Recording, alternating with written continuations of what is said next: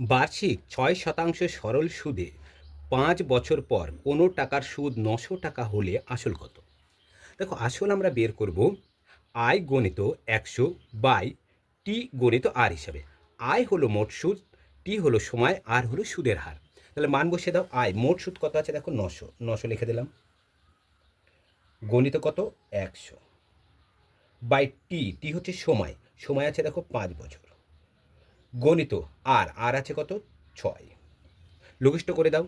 6 কে 6, 6 15 90। 5 দিয়ে করো, 5 কে 5, 3 5 15। তাহলে উপরে পড়ে আছে দেখো 30 আর 100। 30 এবং 100কে যদি গুণ করে দিয়ে হবে, 3-এর পর কটা শোনো, 1টা 2টো 3টে, 3000 টাকা। 3000 টাকা কোথায় আছে, অপশান এ নম্বরে। তাহলে আসল হচ্ছে কত, 3000 টাকা।